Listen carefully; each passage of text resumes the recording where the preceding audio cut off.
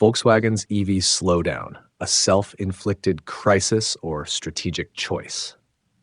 Being one of the largest car manufacturers in the world, Volkswagen has been thrust into the spotlight in its fight to meet its electric vehicle targets.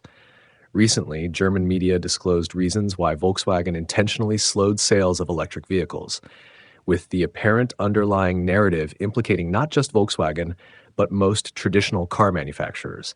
This video goes in depth into Volkswagen's EV strategy, what it means for the bigger picture in the automotive sector, and what it means for the future of electric mobility.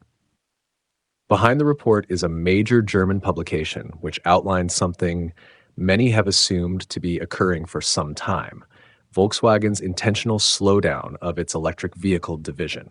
Although the company has publicly stated its goals and strategies for electrifying its fleet, it seems it is opting to focus more on profitability rather than progress. Media exposure almost describes this uncomfortable truth for Volkswagen, one in which the easier way to maintain profitability is by the sale of internal combustion engine vehicles, not in going all out on electric cars. This is more of a strategic decision to stick with selling high-margin combustion engines while deliberately downplaying the importance and viability of electric vehicles, rather than an issue over consumer demand, as is so often claimed. One of the major challenges that Volkswagen has been confronting in pushing its electric vehicles has been in developing their software. Besides delays, very seriously, Volkswagen has had to face a lot of dissatisfaction among customers by failing to get good software for their electric cars. Furthermore, VW had to fire thousands of software engineers in Germany because of the poor performance of its software division called Cariad. The company has well-documented internal struggles with its software. There have been numerous complaints from customers about the quality of its EV software. Notable among these solutions are heavy investments that range from buying a $2 billion software company in China to taking a stake in the XPeng brand. It is here that it hopes it can begin using XPeng's independently developed software driving technologies on its lineup of future EVs. Of course, with this effort still a question, it would be hard to firmly conclude if this would help Volkswagen overcome these internal software challenges that truly integrate these external solutions. While Volkswagen struggles with its EV strategy, it also has to face increasing competition from Chinese players like XPeng, BYD, and others that are aggressively expanding into the global market. Most Chinese electric vehicles offer better features, more advanced software, and most importantly, better prices. For example, the XPeng G6 offers similar performance compared to the Volkswagen Tiguan at a lower cost and with superior technology. That puts a lot of pressure on traditional automakers like Volkswagen, which is having an increasingly hard time keeping pace. The emergence of Chinese electric vehicle makers injected a fresh level of chaos into the global automotive market, one in which companies like Volkswagen will soon find themselves relegated to laggard status if they fail to keep pace. Yet, it has emerged that despite public statements in support of electric vehicles, a reliable source of profits for Volkswagen, along with other traditional car manufacturers, remains sales of combustion engine cars. The German publication's investigation revealed that Volkswagen currently meets the EU's CO2 emissions targets by selling a mix of ICE vehicles, hybrids, and EVs. Since the company only has to sell the same number of electric cars as it currently sells to stay in conformity with the laws, there is no financial incentive for this manufacturing to increase EV production. Instead, Volkswagen wants to be bottom-line candid. Electric cars are expensive to produce, and the automaker has yet to attain the economy of scale required to make them as profitable as those running on a combustion engine. For this reason, Volkswagen slows down its sales intentionally in order to avoid losses. The company would rather sell high-margin gasoline and diesel cars since they contribute more to its profitability. This is not unique to Volkswagen. Other major manufacturers, such as Toyota, have taken a similar tack in touting the profitability of ICE vehicles while lowering expectations for EV demand. The narrative that consumers don't want EVs is, in fact, one spun by such companies to justify their actions, even as the reality remains starkly different. EV demand continues strong in many markets. Another layer of complexity in Volkswagen's EV strategy is the financial situation. With over $190 billion in debt, the highly indebted company is experiencing sales decline. In 2023, Volkswagen issued a warning that it was expecting sales to fall by about 10%, forcing it to close two factories in Germany and lay off thousands of workers.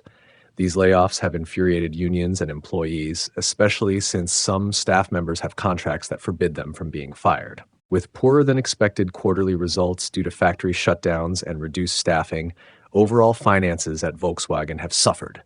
The CFO of Volkswagen publicly declared that the roof is on fire. In a company that falls billions off from their annual profit targets, the key focus shifts from how to build electric vehicles to how to cut costs and realize more efficient profits. Most disturbing, though, is that this amounts to manipulation on the part of Volkswagen, a premeditated attempt to control the narrative about how much electric vehicles are selling. In so doing, Volkswagen essentially wants to create the impression of a lack of consumer demand for electric vehicles to fit their agenda. The result is twofold: the justification for the decision to prioritize combustion engines and dampening the enthusiasm for electric cars among consumers. Volkswagen and the other manufacturers are not only victims of current market conditions, they are partly responsible for creating these conditions themselves. In the hope of slowing down the transition to electric mobility, buying some time to shift their business models, they trumpeted that no one is interested in EVs.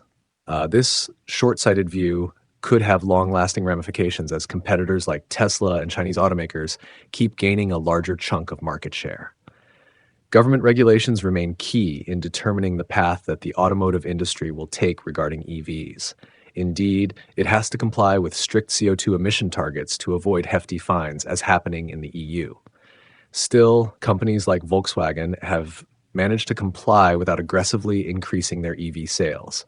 One common strategy is to pool CO2 credits with other manufacturers. The company pools its CO2 credits with firms like Tesla that produce only electric cars and have considerably lower average emissions.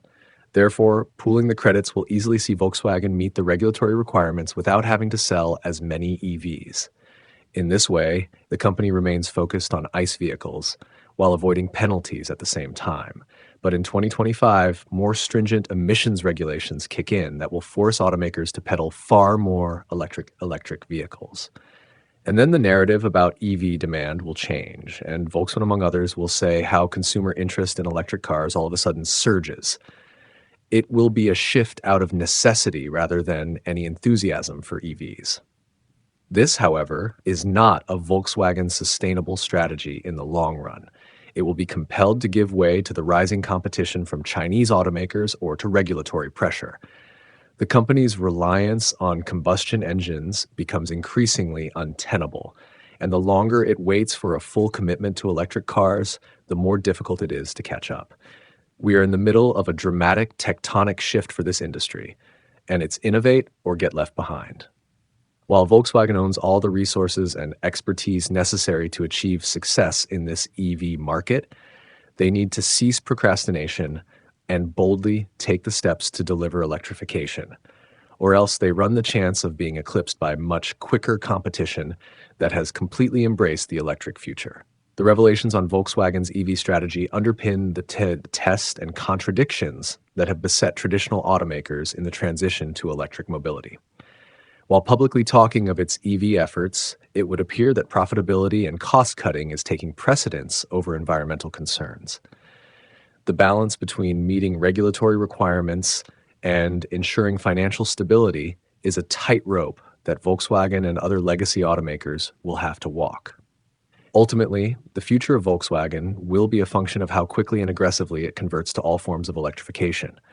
It's possible the current strategy buys some time. In the longer term, it needs to go full throttle into the EV revolution or risk falling behind more innovative rivals.